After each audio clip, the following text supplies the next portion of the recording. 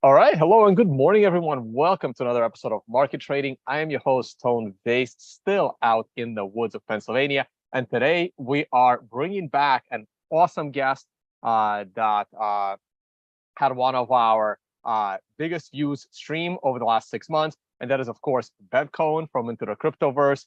Ben, welcome back to the show. Hey, Tone. Thanks for having me. Pleasure to be here again. All right. Hey, let me just check the live chat, make sure the audio is good and the video is good. Also, in the video description, you will find the last video or the only other video where Ben was on my show. It was about a 1 hour, 20-minute live stream. I just reviewed it this morning. We're going to talk about the markets today. We're going to look at what we got right over the last 6 months, what we where things have deviated, and what we see going into the future. Ben, you've already done a full introduction on the show, so let's go real brief. I do have screen share of your Twitter, your website, your YouTube channel. So real quick, hopefully I picked up a few more subscribers since then. To give a very brief intro, and then we're going to get right into the charts. Hey, Tone. Yeah, so basically my background is in math, physics, engineering. No finance background at all, but just got into crypto got interested in crypto a long time ago, back when I was a math major, and I've just been interested ever since. And basically the idea is just try to navigate crypto by managing your risk and understanding that, there's Bitcoin, there's everything else, and how there's these relationships between how the markets more or less behave. So my work experience has basically just been at like national lab type work. I did a little bit of work at NASA, but mostly what I do is just try to figure out how markets will likely behave based on mining data, I guess, as opposed to more traditional technical analysis. All right, very cool. And tell us about your website and your newsletter. Yeah, so the website is just where we keep all the charts that we use to navigate these markets. We have thousands of charts that go through on-chain data, social statistics, price data, all that sort of stuff. Not only for Bitcoin, but for other cryptocurrencies as well. And then similar stuff for equities and macro indicators. And then the newsletter is just sort of a free newsletter that we put out on a weekly basis, just to give some brief insight into things that you'd find on the website.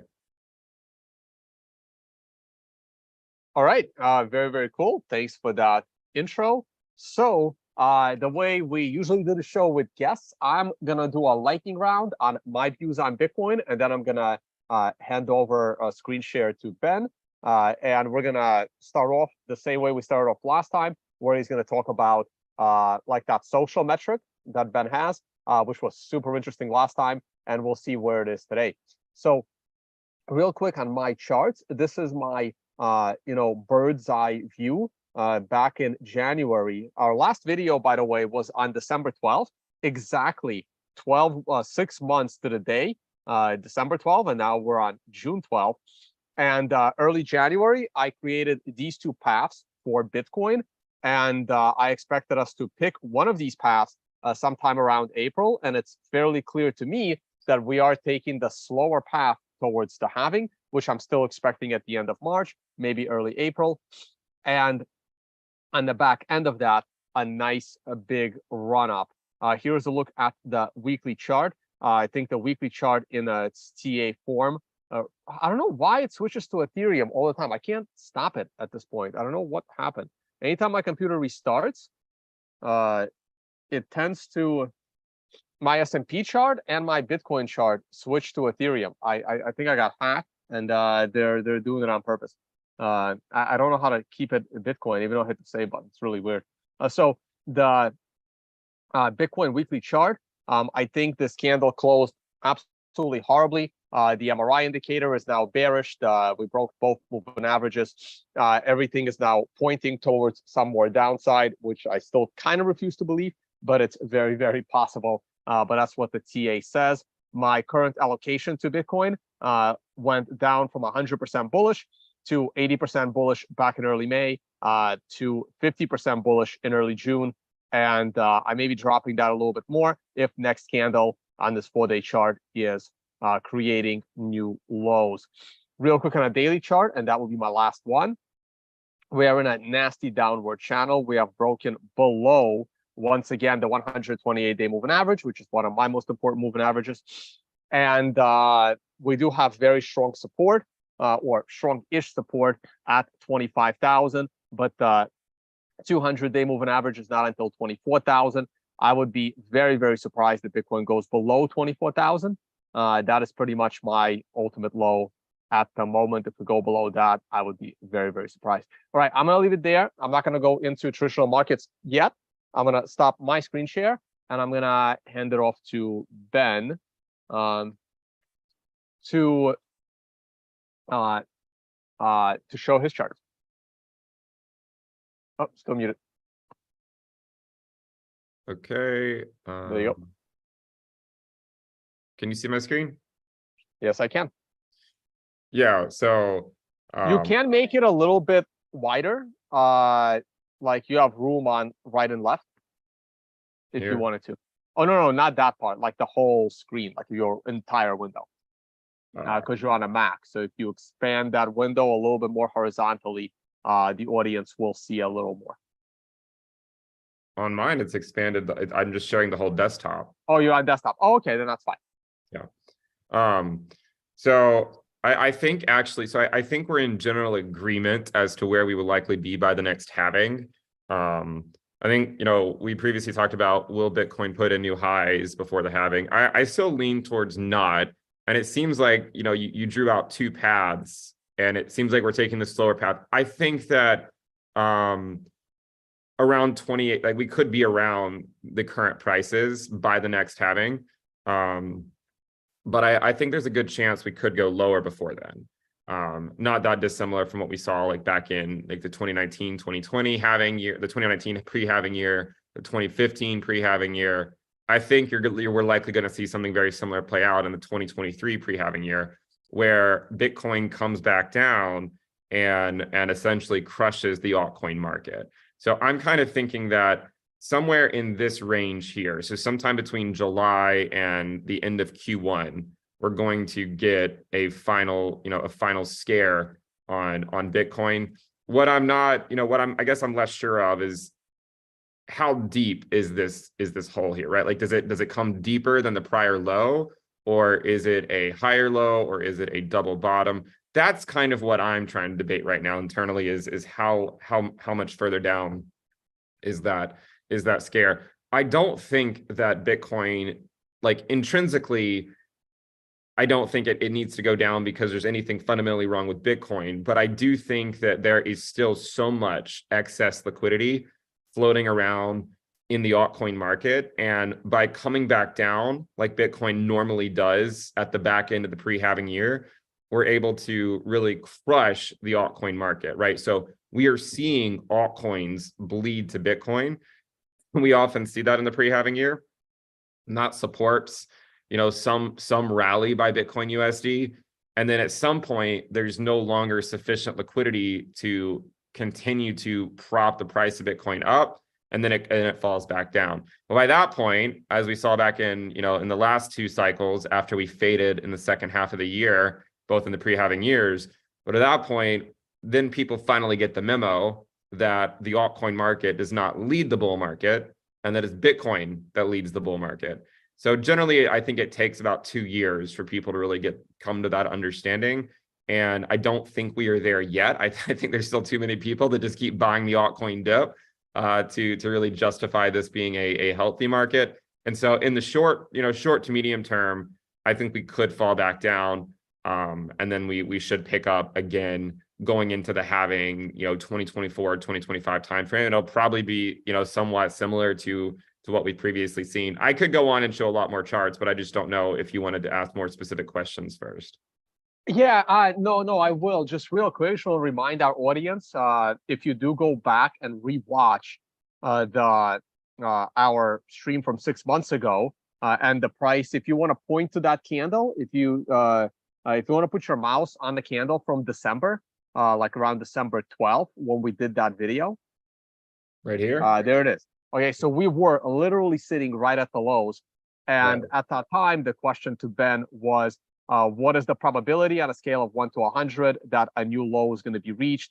I mean, my answer probably would have been similar to Ben's, and the answer was 70%.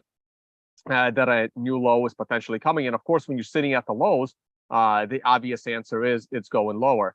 So today, I would give that a significantly smaller probability personally. I think that there's maybe a 15% chance, 10 to 15%, that we're going to go below 15,000. What's your view on it, that low that you have in yellow, that even if it comes to vicinity, right? Like even if it like, I'd say below 17 and a half.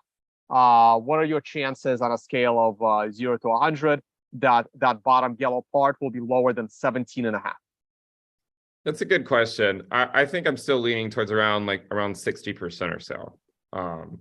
I think you know, there's the only thing I think that would make me change my mind on that is if, you know, we see the uninversion of the yield curve, we see a Fed pivot, and we didn't figure out how bad things are, right? If all that happens and Bitcoin is still holding at like 18K, 19K, then I'd be willing to say that the chances the low is in are much higher, right? But until we get some type of resolution there, I think it's justified to still to be somewhat cautious. And one of the things I've mentioned back then as well, is that the crypto is following very similar pattern to the .com crash. And the final low in the .com crash came 9 months after the penultimate low, right? So I still think that there is a chance that it could happen. Back in the last cycle, when Bitcoin fell back down, right? And we were at like 8 or 9K, and then we all woke up one morning and Bitcoin was at $3,800. And it was quite a crazy move in a very short period of time.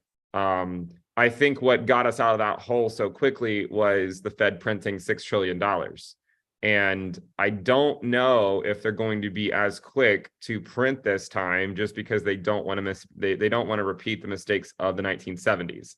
And so that, I think, is something that we're going to have to contend with. And that's why, until we get further along in that process, I think it's premature to assume that the low would be in. You also asked me if we would hit a new high in 2023, and I said the chances of that were only like 3% or something.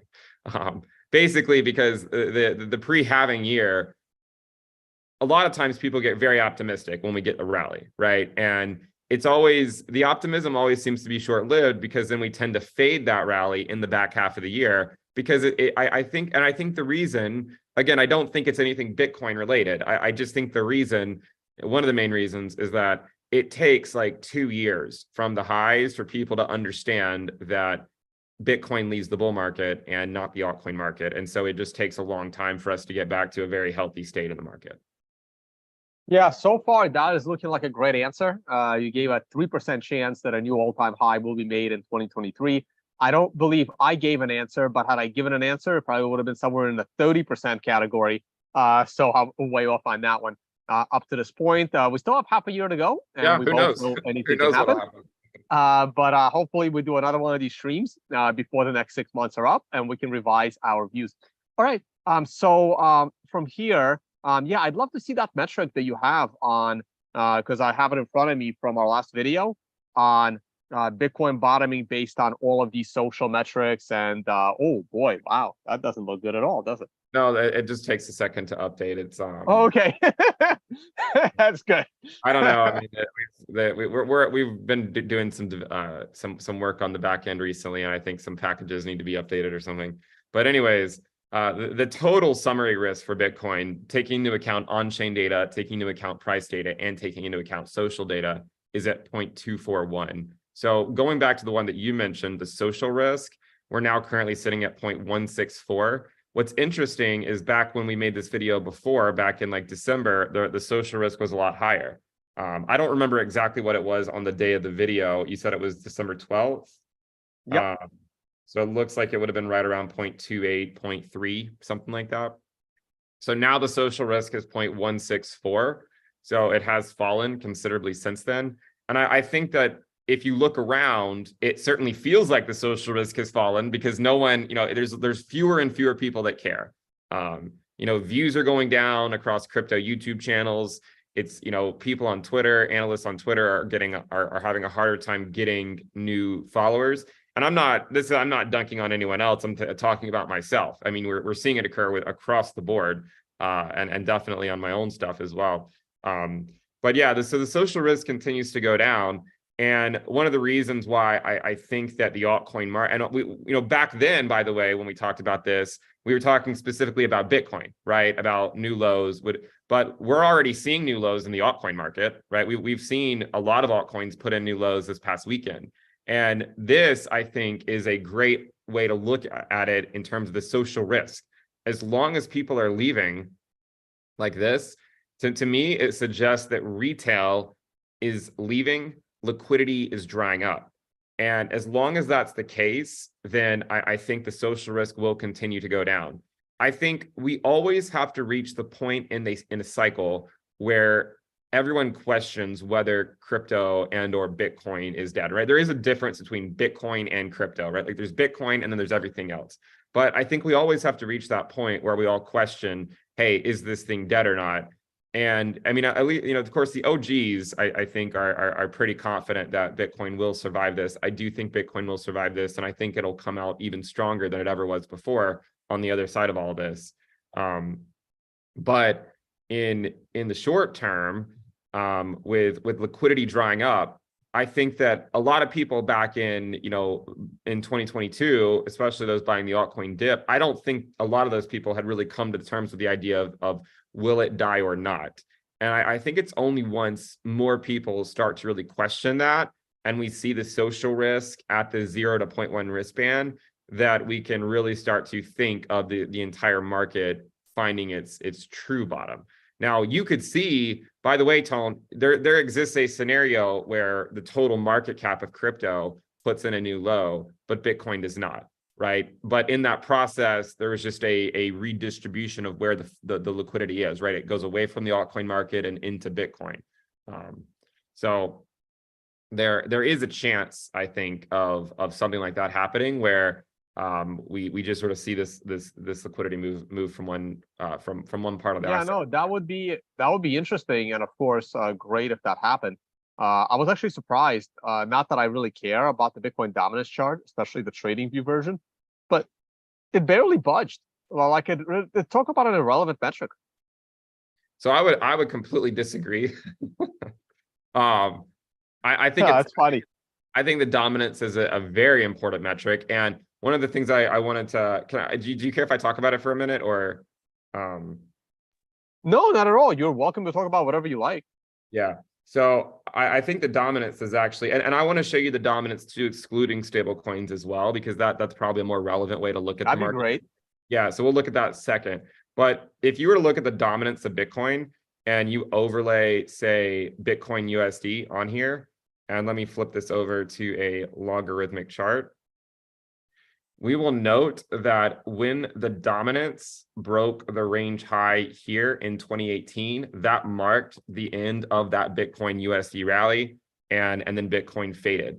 In 2019, when we broke the range high of the Bitcoin dominance again, that marked, sorry, let me fix this. When we broke it here, so once we broke it and sustained it, that more or less marked, that more or less marked the top here of the 2019 rally. So Bitcoin dominance hit this range high back in April when it moved to 31K. And then now it's broken back above it. I would argue that, so my view here is that there's a decent chance that because we broke the range high, that marks the local top for Bitcoin for months, right? So 31K.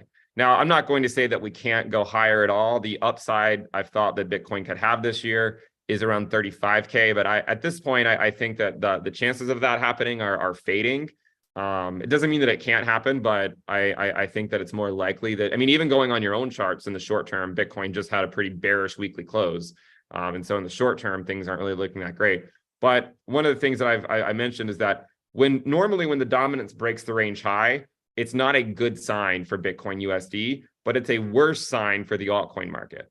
Okay, because what tends to happen is Bitcoin crushes altcoins on a Bitcoin rally, which is what happened for the last 5 months or so, and then it crushes altcoins on a Bitcoin drop, which is what happened again in 2018, and it also happened in 2019 as well. The dominance of Bitcoin continued going up even after Bitcoin peaked in 2019. It still can continue going up for a couple of months if we get the exact time. You can see that it only was until like September, I believe, that the dominance actually started to turn back around, which was several months after Bitcoin USD hit its high back in June of 2019.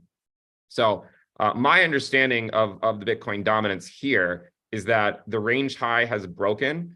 Because of this, we can see that a lot of altcoins have broken their Bitcoin support levels.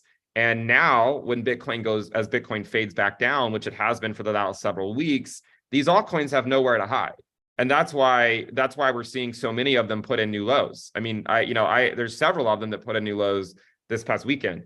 And that this is normally not a great sign for the altcoin market. And I think it's representative of a lot of the liquidity drying up. Now, with that said, I think that there is some reason to look at the dominance excluding stablecoins, because the stablecoin market is currently, I think, around 120 billion or so. So if we look at the dominance excluding stablecoins, and this, I believe, is something we talked about back then as well, we can see that really there are two things. First of all, since May of 2021, it's been putting in higher lows since May of 2021.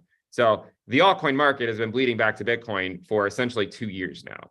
And it's just people don't want to believe it because they look at the dominance, including stablecoins, and it seems like it's only occurred since September. But excluding stables, the dominance has been putting in higher lows for legitimately 2 years, and it's now sitting at around 54%. But the bigger thing that I'm looking at is that we're still putting in higher lows compared to 2018, excluding stablecoins, right? So there is some element here of, yes, the dominance has been putting in lower highs, but it's also been putting in higher lows. And I mean, you could make a case, I think, for either direction as the way it will eventually point out or play out from a TA point of view. But I do think that there is a lot of merit in the idea that the dominance of Bitcoin needs to go much higher. And I know you had the Ethereum Bitcoin chart up a few minutes ago. I think that a lot of the reason why the dominance will go much higher from here is because I think the Ethereum Bitcoin valuation will collapse back down. All right. Well, since we're heading towards our path to shitcoins, any in particular you want to talk about from a TA perspective, fundamental perspective overall? What do you think of this announcement from the SEC on what's happening? Also, you and I were both critical of Binance in our last video. Our last video took place a few weeks after the FTX collapse. So we were fresh off of that. We were both, critical of Binance, both agreed that the Binance token should not exist. I'm surprised the Binance token is holding up so well. Anything you want to comment on? I reviewed all of the shitcoin charts, and they're all bearish to me. Ethereum is kind of hanging in there. Everything else is bearish, surprisingly. And I didn't even look at this on my channel. I did another video with another channel yesterday, and they made me look at Ripple, and that's like the only TA chart that shows any positive TA. And I would never recommend anyone even invest in Ripple for 3 hours. But other than that, but that's because people think they're going to win their SEC case, which eventually is going to end. So that could be skewing the chart a bit. But everything else looks horrendous. And yes, there could be dead cat bounces, but I don't see how they're going to last. So give us your altcoin take. Feel free to take a look at any of them. I see ADA on there as well. I love looking at that chart because it looks like a disaster. Yeah, I mean, you're right. The altcoin market looks very bearish against Bitcoin, and it has for some time. And it goes back to the Bitcoin dominance, right? I mean, it's been going higher for 2 years, excluding stablecoins. And it's not because altcoins have been doing well. It's because they've been collapsing on their Bitcoin pairs for 2 years. If you were to look at BNB Bitcoin, again, it's in a it's been in a downtrend really since we made that last video back in December. If you look at ADA, I've had this chart up here on my channel for probably a year and a half now, and my general speculation was that it would drop to 800 Satoshis, maybe hang out there for a little bit. We just hit 850, but I think eventually it's going to head down to around 400 Satoshis. Now, there is a chance, though, that the move from 800 Satoshis to 400 Satoshis could eventually come on a Bitcoin USD rally where ADA Bitcoin just gets left behind, right? There's a chance that happens. But I would say that ADA Bitcoin, I mean, look, the thing with altcoins, right? And Tone, you've talked about this forever. I mean, I remember I've watched some of your videos from a long time ago, and you've been talking about this forever too. But the issue is that a lot of altcoins against Bitcoin, at best, they're going to be an oscillator, right? At best, for the most part. Most of them just bleed back to Bitcoin over like a multi-year time horizon, right? Like 5, 6, 7 years. In any one cycle, some altcoins can outperform Bitcoin, but most over a longer period of time do bleed back down. And I don't think ADA is going to be any different. I mean, I think at best, it's an oscillator against Bitcoin. And if it's an oscillator, then it could still drop another 50, 60% on its Bitcoin pair. And that's what I would consider to be the most optimistic outcome, of it being an oscillator. If you were to look at Bitcoin, it just keeps going down, right? I mean, this is one of those things where people get suckered into buying the dip on the altcoin market for the entirety of a bear market or a pre-halving year. And what happens is they just keep going lower, not only on their USD pairs, but on their Bitcoin pairs. You don't even have to know where they're going on their USD pairs to know that they're not really worth the risk at this stage, right? Because most of them are all just in pretty sustained downtrends on their Bitcoin pairs. And if you're going to go take on the risk of an altcoin, then you better be sure, or you better be thinking there's a good chance it's going to outperform Bitcoin. Because if it can't even outperform Bitcoin, then you're taking on more risk for less reward.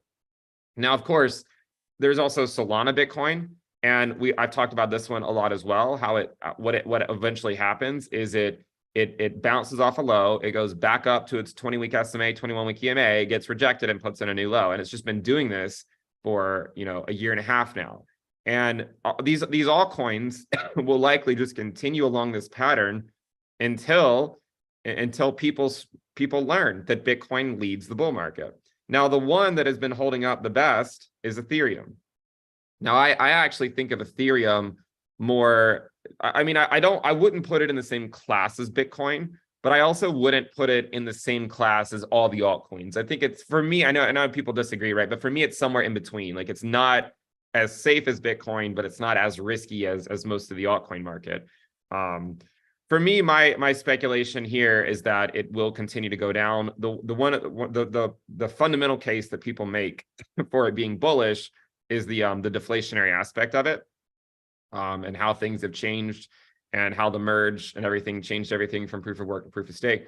But my response has been, if it's so bullish, why does the Ethereum Bitcoin valuation just continue to put in one lower high after another? And I think that the market has taken that argument and said it's wrong, and it will likely continue to go down, and we're just seeing a series of lower highs. One way to view the Ethereum Bitcoin valuation, I think this could actually mark the end of the altcoin reckoning, is there's actually a very similar pattern actually that played out last cycle as well, where the Ethereum Bitcoin valuation dropped, it then bounced back up. And by the way, when it bounced last cycle, it bounced for about 54 weeks before it came back down to this level, right? About 53, maybe about 53 weeks or so. So I think we're likely going to see something very similar, where it came down to this low here, and about a year later, it's likely going to revisit that low. And we're actually almost at that point now. So we're currently at around 50, we're 51, 52 weeks in. So I think there's a good chance that the Ethereum Bitcoin valuation will come back down to the level that it was at last summer, right? And it's basically just happening 1 year later.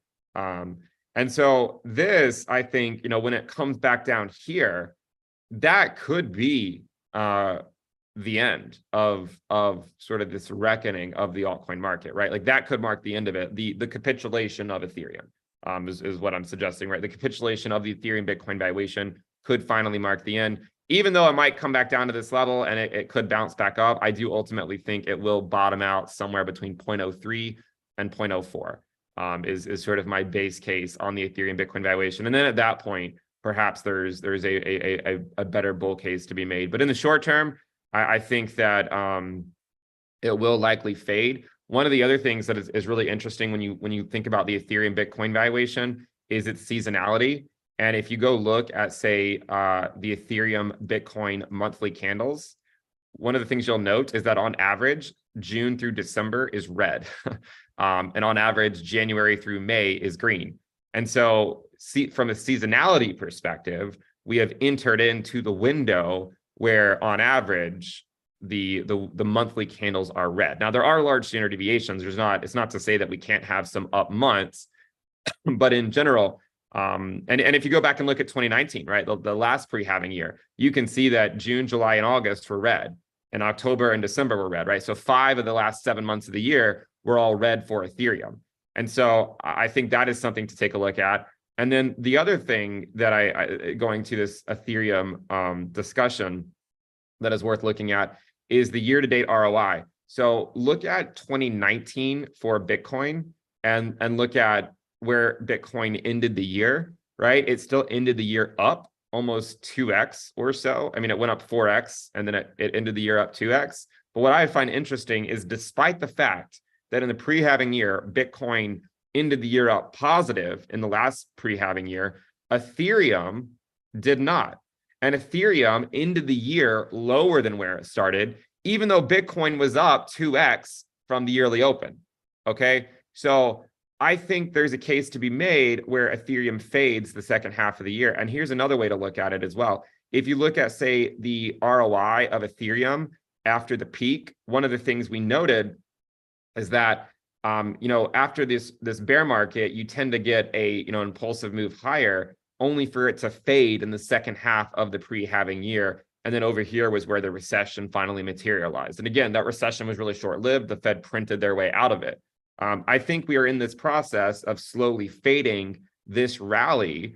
And there's a good chance that just like 2019, Ethereum could end the year lower than where it opened the year. And I think during this process, Bitcoin will hold up much better than everything else, right? Bitcoin could end the year higher than where its yearly open was at just below $17,000. But that doesn't mean that the altcoin market has to. And what's interesting is that the altcoin market is already doing that. Look at a lot of altcoins on their USD pairs. Look at Cardano. It just put in a new low, right? I mean, this is a new low for its bear market. It's a new low. And if you look at the ADA chart and you take it out to the bottom last cycle, the bottom didn't occur until day 802 from the peak. Right now, we're only on day 648. So there still is sufficient reason to believe that the altcoin market is not done bleeding. Look at Polkadot. It also just put in a new low on its USD pair. Avalanche just put in a new low on its USD pair. And there's Link just put in a new low on its USD pair. So there's plenty of evidence in the pre-halving years to show that a lot of altcoins will put in new lows, including Ethereum, even if Bitcoin doesn't, right? Even if Bitcoin doesn't. So I still remain very bearish on the altcoin market, not because of their USD pairs, but because of their Bitcoin pairs. I think the USD pairs are irrelevant. I think that the Bitcoin pairs are the only thing that matters. The one that you mentioned that I want to talk about a little bit is XRP, because you said that that's the only one that has been showing some strength recently. I actually remember in 2019, it had a very similar move. And I've had this chart up forever as well. If I can find it on here. And if you look at 2019, there was this breakout. Sorry, let me remove this. In 2019, XRP sort of had a breakout. And ultimately what happened is it still faded it going into the second half of the year, right? You can see that XRP found its yearly high in June of 2019. It was legitimately in June of 2019. And then it just sort of faded going into the back half of the year and going into that very brief recession. So I think there is a case to be made that, we could see something like that again. One of the things, if you zoom into this move over here with XRP, what you'll see is that it kind of popped up. It came back down to that 21-week EMA and then popped up to a slightly higher high before then capitulating down. Okay, so today it came up, it came back down to that 21-week EMA, 20-week SMA. It's popped back up. Could it put in a higher high from April or from March or April? It could, especially depending on how the SEC stuff plays out. But even if XRP comes out of this case as considered a winner, it doesn't mean that it still can't fade the move into the back half of the year. I mean, look, XRP was never considered. I mean, the SEC was not going after XRP in 2019. Right. It wasn't really until I think 2020. I guess it was at the end of 2020, I believe, when Ripple was sued, I believe.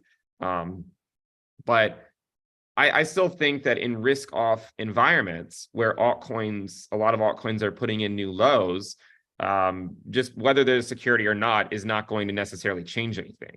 It doesn't mean that it can't lead to a short-term pump, but if we're in a risk-off environment, then we're just simply in a risk-off environment, and altcoins are putting in new lows. Now, to Ripple, to XRP's credit, it's holding up a lot better than a lot of the altcoin market, right? I mean, that is clear as day. And one of the things that is true is that no matter what, over the last 7-8 years, XRP has been pretty high up on the list. Again, I'm not buying it, but there's no denying the fact that it's basically stayed within the top 10 and mostly within the top 5 for basically since it's been around, after it had its first rally into those levels. So I think that it's still a massive scam though. So we should probably wrap up the XRP analysis. No, yeah, I mean, you mentioned it, which is why I brought it up. I mean, if you hadn't brought it up, I probably wouldn't have even mentioned it. Yeah, that's my fault. Yeah. But my general thinking is that it will fade going into the second half of the year. All right. So if there's no more on altcoins, I'd love to move on to traditional markets, and then we'll once again wrap it up with Bitcoin. I think my audience feels we probably didn't cover Bitcoin enough, but I'd love to make sure we get the traditional markets in, S&P, oil, gold, and maybe FX. I'll let you lead the discussion. Which one you want to start with? Yeah. So gold, my general outlook on gold is that I'm fairly bullish on it on like a 5-year time frame. I mean, I do think we need to get back to QE at some point before it's really going to take off. But gold, has this ability to really climb during risk-off conditions, and I think that we will likely see something very similar where precious metals can do well. One thing that I think back to as well. In 2019, we had an inverted yield curve, just like we do today. And what happened in 2019 with gold is that, again, around the summertime, we had a pullback to the 20-week SMA and the 21-week EMA, right? Around the summertime. And then gold continued rallying for quite some time, even after that pullback, right? What's interesting is, despite the fact that gold had a pullback and continued rallying into the second half of the year, crypto did not, right? Bitcoin and crypto did not. Bitcoin faded the second half of 2019 during that risk-off environment, whereas gold rallied during that environment, just as silver did, right? Just as silver did as well. With regards to the S&P, my thoughts are very similar to gold and silver to some degree. I think not entirely. I mean, I'm more bullish on gold over the next, say, 12 months than the S&P.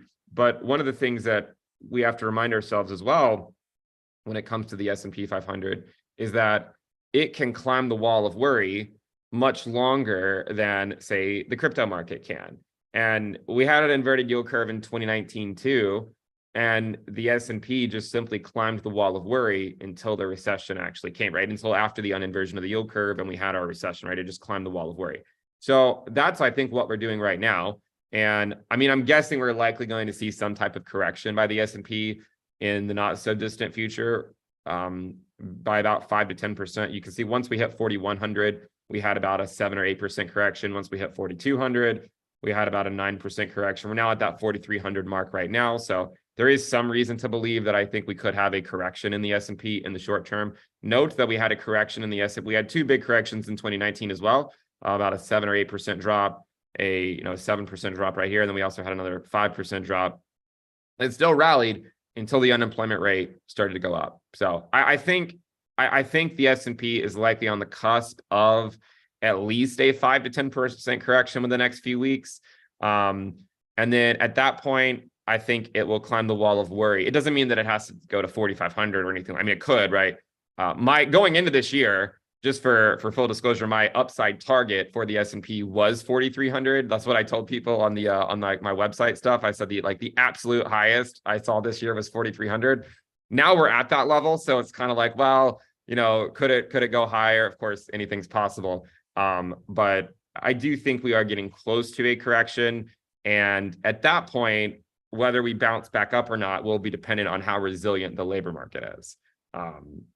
Is my general thought. All right, let me just comment real quick on gold. I am bullish on the gold chart based on, you don't have to go back to it, but based on the fact that we are sitting at like a triple top. So I am anticipating a gold breakout over the next few years. Yes, there could be pullbacks.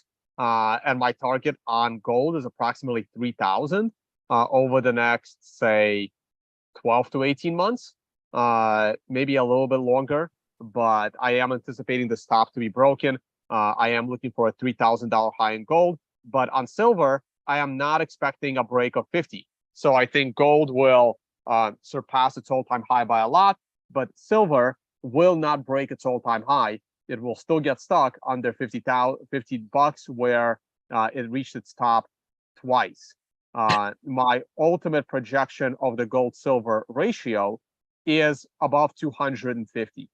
So I think this ratio is going to get blown out all the way to the upside over the next decade or two. Yeah, I definitely agree with you on gold, and I think we're likely going to see a breakout. I think silver will do well as well. Where I think maybe I would not is I think they're kind of like how altcoins oscillate against Bitcoin at best. I think there is a case to be made here that gold and the gold-silver ratio could be some form of an oscillator. Where there's like a top part of the range and a bottom part of the range. So yeah, in the short term, it's been in an uptrend and it could stay in an uptrend. At some point this decade, I think that it could come back down though, and silver outperform. But again, I'm probably not as well versed in precious metals as you are. I don't follow them as closely, so I'd probably defer to your opinion on that over mine, honestly. Yeah, well, that's the thing, right? And here's the tricky part. When I say gold's going to go to 3,000 and is going to beat its all-time high, that's only a 50% up move in gold from here. Now, for silver to get back to its all-time high, it's 100% move. So silver can certainly outperform gold over the next 12 to 18 months, and yet still not breach its all-time high, while gold is going to be 50% above it. So this is the tricky part that people need to, understand about my views on gold and silver. It's basically if you just raise that yellow line, and instead of all the way down, make a higher low once again on that. Higher than that actually. Yeah, something like that, and then you shoot that arrow all the way up to 240, and that's kind of my projection on the gold-silver ratio. Okay, yeah. I mean, there's definitely a chance that plays out. I have my, I have positions in both, honestly. But in the short term, I think there's a case to be made that gold and silver are both fundamentally bullish. And then you mentioned oil, right? Let's go to the S&P for a second before we move on to oil. If you just zoom in a little bit on this past year, or I guess the past 12 months off of the high, maybe on a weekly chart instead of a monthly. Just to have a few more candles in there. Perfect. And yep, just like that. And if you throw the cursor on our last video, which would have been December 12th of last year, right around there. Yep, sitting at on around that pullback. So that was our discussion on the S&P. You were somewhat concerned of the upcoming U.S. recession. And well, you and I talked about the S&P for actually quite a while in our last video. I was of the position that the low for the S&P is in, and I expected S&P to keep going towards new all-time highs. So my target on the S&P remains new all-time highs without breaking below the October lows of last year. So what is your view now on this? You were more pessimistic than me at the time. Do you think the breach of the October lows is still possible or likely over the next year or two? Yeah, I think it is. I mean, even then, even in prior inverted yield curves, we'll see the S&P climb the wall of worry until the unemployment rate turns. As far as the way I see it is that, the business cycle remains intact, where the Fed raises rates, the economy continues to climb the wall of worry. At some point, the unemployment rate will likely move to the upside, and that is where the weakening will occur. In general, the S&P does just climb the wall of worry on a multi-year time frame, but I still think that the Fed will likely push things too far and lead to a move to the downside. The markets can rally for months and get a lot of people off sides, only to then correct everything within a month or two. Just look at all the altcoin charts we looked at earlier, right? A lot of them rallied for 4 or 5 months and then just put in new lows over the weekend. So I think that is something we still have to contend with, because nothing has fundamentally changed yet when you think about the where we are on, say, the yield curve and the uninversion process. If you look at treasury yield spreads, we're still very inverted, and this is sending a warning sign.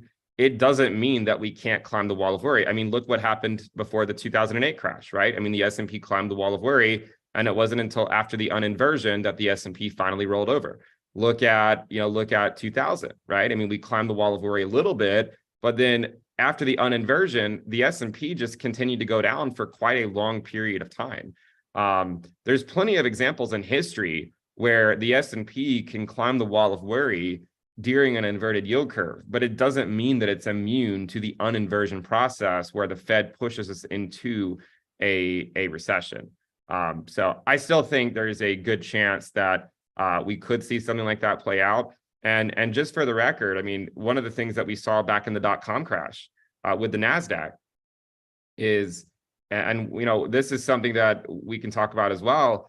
I mean, I'm not a TA guy. I'm not. But I mean, if you look at the fib on this stuff, right, we retraced just north of the 618 in the .com crash, and the NASDAQ still rolled over and put in new lows, even though it retraced all the way back above the 618.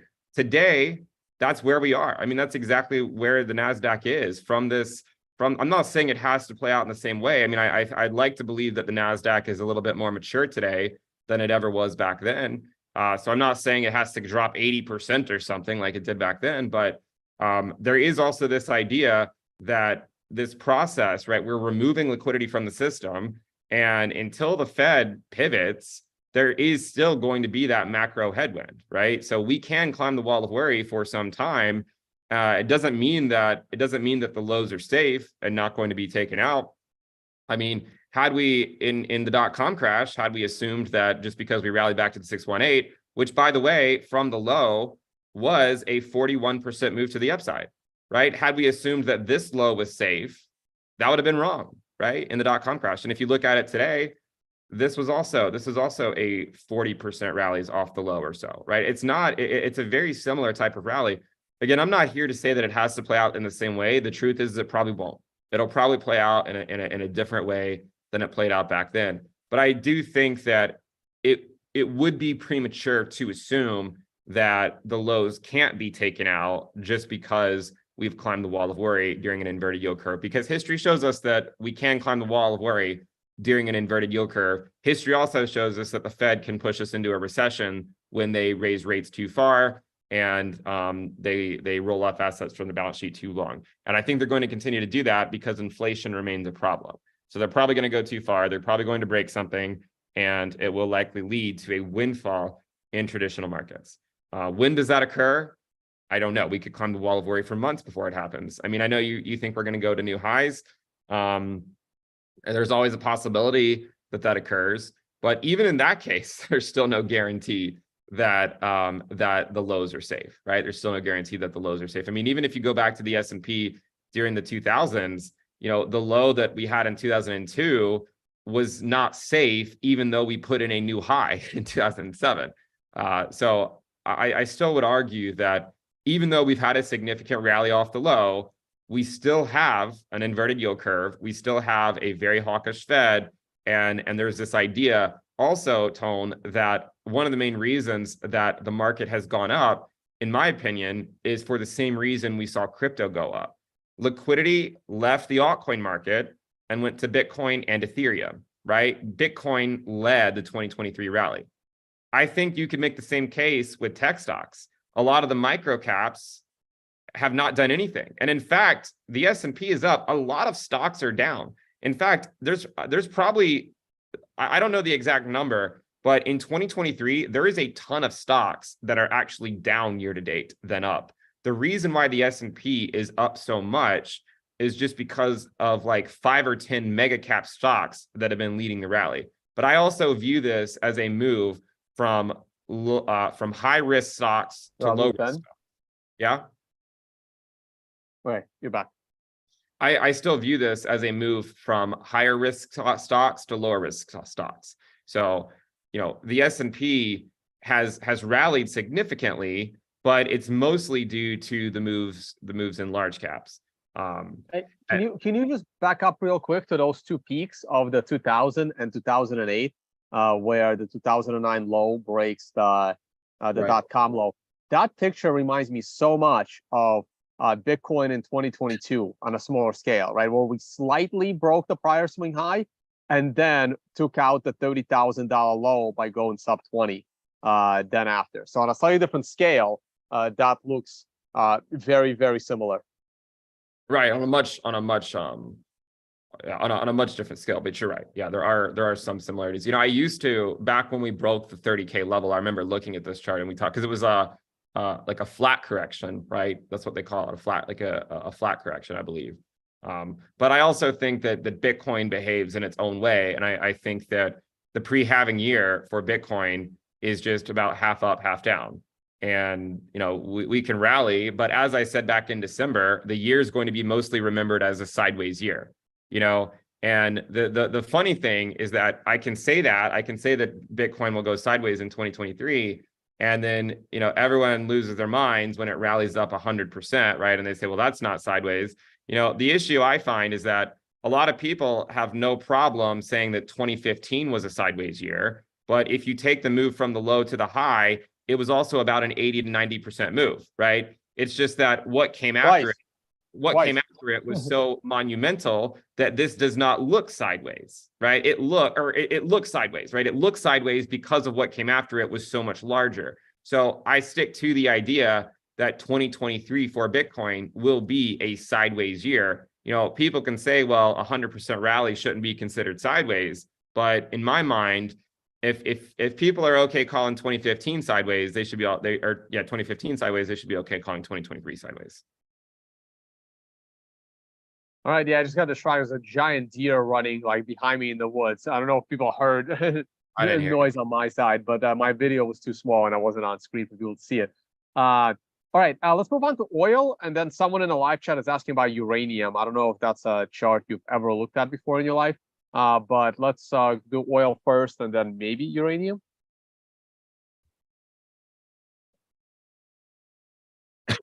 Okay, I have it up. Did you just want me to provide my view first? I mean, look, I'm bullish on oil, and I've been closely monitoring the depletion of the strategic oil reserve and cursing out the Biden administration on a weekly, if not daily basis, for destroying the United States and its security. But other than that, I still think eventually the Biden administration will run out of the strategic oil reserve and the prices of oil will be rising. Yeah, I mean, my general expectation is that I mean, I've been bearish on oil for a while. I did turn short-term bullish around here because I'm like, well, this was some support back over here. So the one thing is like, you can be bearish or bullish, but recognize that there will be counter trend rallies that kind of test those opinions. I think that, this is, I mean, these just, they still just continue to be lower highs more or less every step of the way. And I think the reason for that is just because demand is going down as the US economy slows down. There is a lot of evidence that the global economy is slowing down. I mean, even Germany recently just got pushed into a recession.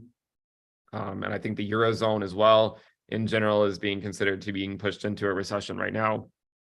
I mean, I don't know how, I don't know if I'm not saying that every country in Europe necessarily is in a recession, but there is evidence, I think, to support the idea that global demand for oil has been going down because of the economy slowing down, which is because of central banks raising interest rates and going through QT. So in the short term, maybe I don't know the short term. I mean, the short term there could always be bounces. I still think this is likely going to fade until there's some type of pivot in monetary policy. One also thing, though, to remember as well is that the cure to high oil prices is often high oil prices, right? So like if we do get a bounce in the short term, let's say, because I know you said you're bullish on it, right? So like let's say there's a major rally by oil, which, I mean, it's possible. I mean, oil has rallied into recessions before. It wouldn't be the first time it's happened.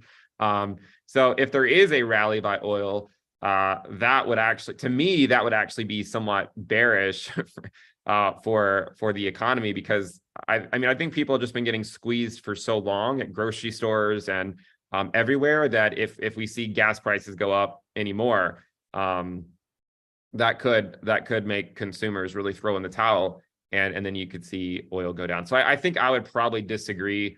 I mean, I have been, in general, my general opinion for a while has been that oil will likely go down. So far, it's been doing that. We likely will have counter trend rallies, but until there's some shift in monetary policy, I'm not suspecting it to go. I'm not expecting it to take out its 2022 high.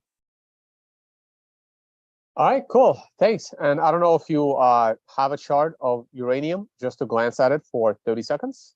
I don't really have a strong opinion. I mean, I've looked at the global uranium ETF. I mean, my background is nuclear, so in general, I like the industry in general. But I mean, you can see I was tracking it once upon a time, and like gold and silver, I remain bullish on it. But I would say my conviction in the uranium trade is not as strong as the gold trade. All right. Yeah, that looks bullish to me a little bit, but it still needs to break the prior swing high, which it hasn't done. So it needs to go above $24 for this trend break to be substantial. That's kind of my view on it. Though, if you do move that trend line to match the middle peak, nope, the other way. No, that one's fine. And if you move it, so there's like the 3 peaks down, we would have broken. Nope, go left on that. No, bottom side. No, grab the bottom end, and move it to the other side. Yep, keep going. Yep, there you go. So if you use those 3 peaks, then it does appear to have a broken trend and backtested trend a little bit, but it still needs to break the prior swing high. Yeah, I mean, I think in general, a lot of commodities, well, maybe not a lot, maybe not all of them, but a lot of them, like precious metals in general, like I think are fundamentally bullish. All right, and let's move on to FX, and then we'll come back to Bitcoin and wrap up there. So on the FX, the dollar overall, which is measured against the Western currencies, of course. And what do you think of others? We had a furious discussion over the Turkish lira in my spaces yesterday. By the way, guys, I strongly recommend just go to the Financial Summit's Twitter handle or my Twitter handle and re-listen to the 2-hour Twitter spaces yesterday. We covered all the markets, and our Turkish lira discussion got a little bit out of control. But yeah, so what's your view on the overall dollar index and some of the other, I think, what are critical global currencies besides the euro? To me, it's the Russian ruble and the Turkish lira, and the Indian rupee, because I think the Chinese currency is just not free floating. So we're looking at some of these other ones that I find very important. Yeah, I mean, my general view. I mean, right now it's interesting because you have gold at the you have gold at its 20-week SMA, you have Bitcoin at its 20-week SMA, and you also have the dollar at its 20-week SMA. Right? They're all testing kind of the same levels. So I mean, I'm still generally. I mean, I would say like short term, I remain bullish on the dollar, not mainly because I think that the U.S. economy is more resilient um, than a lot of other economies. I think it can withstand higher rates for longer than, say, like the Eurozone area. Um, and so I think there's a good case to be made that the dollar could hold. So my base case for the dollar was that it would hold these range lows. And so far it has, but I mean, like you can look at this in a bearish way too. I mean, like you could say, well, this just lower highs and that it's kind of going into this range over here, and then it was just going to slowly bleed back down and break to the downside. But in the short term, you know, I do think there's a case to be made that the dollar is strong. I think that the U.S. economy has been a lot more resilient than other economies. I think that we can afford to have higher rates for longer without immediately going into a recession, although I do think a recession is the most likely eventual outcome. And so my expectation is that the dollar will likely do well. You know, the dollar also did very well coming out of the high inflationary period of the 1980s, like the early 1980s. We saw the dollar go up quite a bit, in fact. I mean, I could draw the chart, or we could go back to the 1980s. I think we talked about the dollar a lot last time as well. And one of the things we saw back here was, you know, coming out of this high inflationary period, the dollar also had a very substantial pullback. By the way, its pullback was essentially to the same level. If we just kind of zoom out here, let me remove this support band here. And if you just look at where the dollar pulled back to here in the 1980s, right, during a period of high inflation, I mean, we went lower this time. The dollar rallied like crazy afterwards. I know correct me if I'm wrong, from what I remember from our discussion last time, you're very bullish on the US dollar, but then you think it'll collapse after getting a crazy rally. Is that right? Yeah, correct. So my overall view on over the next decade is a huge rally in the dollar and a huge rally in the stock market as the world weeds off the dollar. So the collapse in Europe will send capital to the United States. I mean, Europe is not going to send capital to Russia or China or India. So the only place for European capital to go is the United States. And they will drive stocks higher. It will drive the US dollar higher. And most stupidly, it would actually drive money into the US debt as well, coming out of Europe. And that's when everything hits the fan. And the US dollar collapses because it's a strong dollar that no one wants to use around the world. Yeah, I mean, I don't know that I'm as bullish. I mean, I don't think the dollar is going to go back up to like, you know, 160s or something. I'm not sure where you think it's going to go, but I mean, Well, again, right, but remember, this is a metric mostly against the euro. So a loss of confidence in the euro sends this metric to 1,000, right? So it is a bit of a flawed metric. Okay. Yeah, I mean, I'm bullish. I'm bullish in general on the dollar, but mainly my opinions are just, or my views on it are more so just because I think the U.S. economy is more resilient and can withstand tighter monetary policy than the rest of the world. So what about some specific I mean, currencies? Like, what's your analysis? We can Yeah, pull up the euro. I mean, I mean, look, if I'm bullish on the dollar, I'm bearish on the euro, right? Like, I right. mean, Yeah. so, I mean, as you said, like I mean, it's the dollar is just a way, like a weighted basket of all these trade partners with the United States, of all these other currencies. So my general view is that if I'm bullish on the DXY, then I'm going to be bearish on the euro. So I mean, the euro, by the way, I mean, as far as I can tell, it just looks like a series of lower highs, right? And I had a chart. Maybe it was on a different chart because I know I've marked up the chart on one of these on one of these. I don't remember where it was. It's been a while. I'm not as much of a Forex trader as you are. So I would probably defer to your opinion on it more than me. But from like a fundamental perspective, I would be bullish dollar, bearish euro. All right. I mean, you don't have to take a look at them, but as I mentioned earlier, weeding off the currencies that are part of the DXY index. To me, the three that I kind of pay attention to the most are India, Turkey, and Russia, with Brazil being a close fourth. Any interest in glancing at those from a TA perspective, or not really because you don't never look at those charts? I don't look at them as much. So I would probably defer to your opinion on those over mine. All right, so let's get back to Bitcoin then. We got maybe 10 more minutes to wrap it up. I don't want to keep this going longer. Our last video was an hour 25 minutes, so we're at an hour 10 or so right now. So let's just get back to Bitcoin. I can also look at the live chat, guys. If you have questions, mostly to the price of Bitcoin, let's get back into that. Anything else you haven't said about the price of Bitcoin? And any views, any charts, floor is yours. Yeah, so I think this is where we are, basically. Pre-halving year, we rally and then go back down. I think the big question to ask ourselves is, does the fade put at a new low or not? That's the big question. I don't think we're going to have an answer to that for probably 6 to 9 more months, because Bitcoin is a lot more resilient than the rest of the market, and it can hold up a lot stronger than the rest of the market. But it doesn't mean that you can't have 50% drops even in the halving year, right? I mean, 2020 we had a 60 to 70% correction even a month before the halving, and we had an inverted yield curve in 2019. We had the resolution of it or we got the recession in 2020.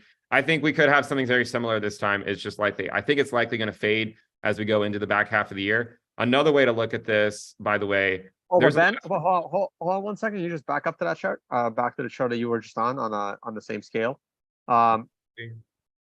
So as part of that analysis, that 1 month, that March 2020 crash, I mean, that was COVID, right? And something like that is a true black swan event. So are you potentially anticipating some kind of a similar catastrophe? Maybe Binance, CZ running away with everyone's coins, maybe something else catastrophic? Like, what do you think would have happened if the government did not choose to shut down the economy? I think that giant red candle actually disappears, and the low would have been put in like December instead of March, and potentially we could have gone higher or not. That part's debatable. But if we take that giant red candle out of the equation because of COVID, do you see something like that as a more likely and realistic scenario? It's a fair question. I mean, look, we also had a giant red candle in the second half of 2015 as well. Yes. So there's this idea of there's always going to be a narrative to support it, right? I think that the narrative follows the price, not the other way around. The inverted yield curve of 2019 did not predict the pandemic, right? We know that, right? Like, just because we had yields that were inverted, just because the 3-month inverted the 10-year doesn't mean that it predicted the pandemic, right? We know that. But what I do think that this stuff predicts is it predicts the economy is sick, and it only would take one more thing to really send it spiraling out of control. So it's not that it predicts the single event.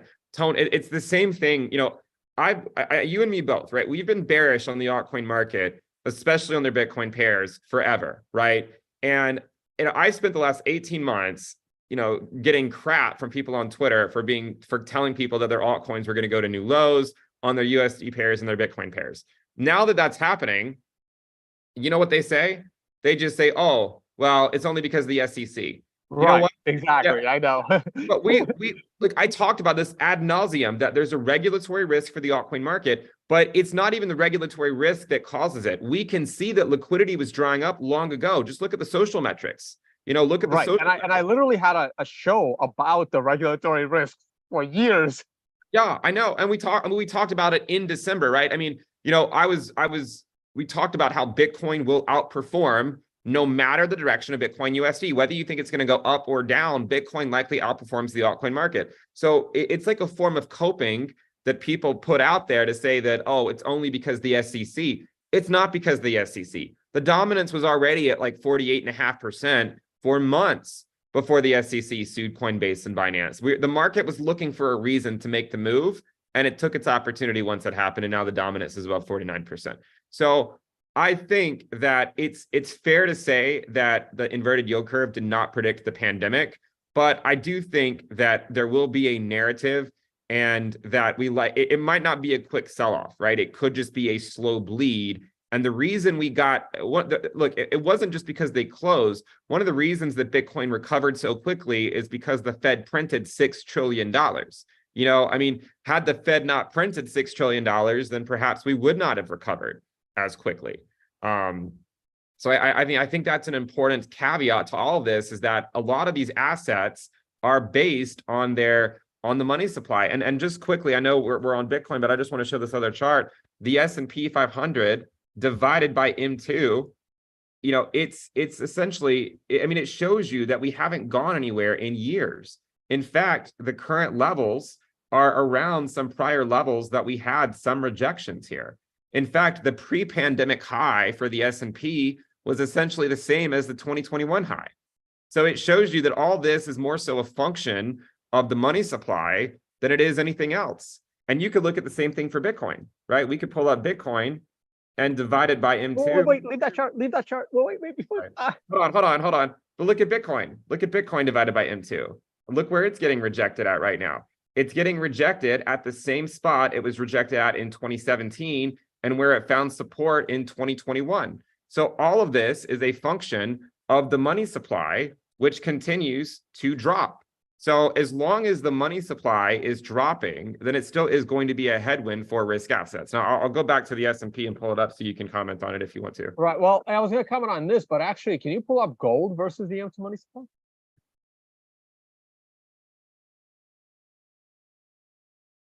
That looks terrible, right? So again, this goes to my historical argument that the S&P 500 is a significantly better store against inflation than gold. And like just over the last decade, this is very easily proven, where the S&P is holding steady and significantly higher than 10 years ago versus M2 money supply. So yeah, this is my argument against gold bugs, that if you are investing into gold for the reasons of store of value, the S&P 500 is a way better bet. The counterpoint is that the S&P 500 was at the same valuation against M2 in 1997.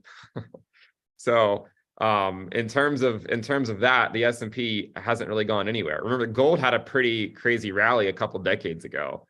But I would say that, you know, there is reason to think that the money supply carries a lot of weight in it. When you see these levels, right, this level that we're at right now in the S&P is where the S&P was rejected at in the second half of 2018. It was where it was rejected in the first part of 2018. We only went slightly higher than this level right before the pandemic happened, and then right before the end of 2021. So, you know, the S&P, by the way, could rally to a, you know, if the S&P rallied back to where it was in late 2021 with respect to M2, it still wouldn't be a new all-time high in nominal terms, because the money supply has gone down. Normally, we just think the money supply goes up, right? But with M2 going down, asset prices, that does remain a headwind for asset prices in general.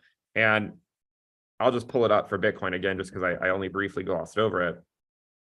You know, I have a video where I talk a lot more about this, but you know, so far this just seems to me to be you know, we would follow that path. I mean, it was one of two options. It's always good to have a couple of options, right? No one knows exactly what's going to happen. I think that where I struggle is that normally we get the resolution of the yield curve, and then we find out if the bottom is in or not, right? And until we get that, I think it's too early to be super confident about the bottom being in. You could be right. I mean, like, the bottom could be in for Bitcoin. And as I said, if we get the inversion of the yield curve, and we get either a recession or a recession scare, and it still doesn't happen, I'd be willing to say, hey, bottom's in for sure. But as long as that's not the case, then there still, I think, is sufficient reason to be worried about it. And I think one of the reasons that Bitcoin comes back down is because we have to crush the altcoin market. That's the only way we get back to a bull market that can take us to new highs, is to get everyone sufficiently wrecked in the altcoin market. Yep, nope, I agree with that. All right, so I think it's good to close out. We've got about an hour 20. Ben, no, thank you for coming on the show. Once again, go ahead and mention your website, as I will pull that up on screen share. Give me 1 second. No, that's not the charts. There we go. These are my charts. Also, before Ben does, I didn't even promote any of my stuff. Guys, the Financial Summit is an event for traders, money managers, VCs, other investors. I will continue to try and convince Ben to make it out to Dubai. I know it will be challenging. Or maybe unconfiscatable. We're talking about Bitcoin in Las Vegas is a little bit closer. So I would love to hang out with Ben in person. I heard you play chess, Ben. I think that's why we had that thumbnail. There is going to be like a chess game over at Unconfiscatable as well. And other than that, Ben, go ahead. Mention your newsletter one more time and your YouTube channel. Close us out. Yeah, we have the newsletter. You can find it at intothe.cryptoverse.com. So make sure you guys check that out. And I wanted to say too that it was a pleasure coming back on here. And I talked to you earlier. I'd like to have you back on my show maybe in a couple of months, and we can see what's what with crypto and how Bitcoin's holding up. Yep, that'd be perfect, guys. Go ahead, subscribe to Ben's YouTube channel. Let's get him to over 1 million subscribers. That would be awesome. So you can go and get your other plaque. And did you ever get the silver one? I think I did. I think I did, but I don't even know. I don't know where it is right now, but I think I did get it. I don't know. See, I don't actually have a home, so I didn't even bother. Like, what the hell am I going to do with it? So I never even requested it. But it'll take a long time for me to get to 1 mil. All right, Ben, we're going to let you go. Thank you so much for joining. Hopefully I'll jump on your show sometime in a month or two. And then we'll have you back here in less than 6 months this time. So probably sometime around the fall.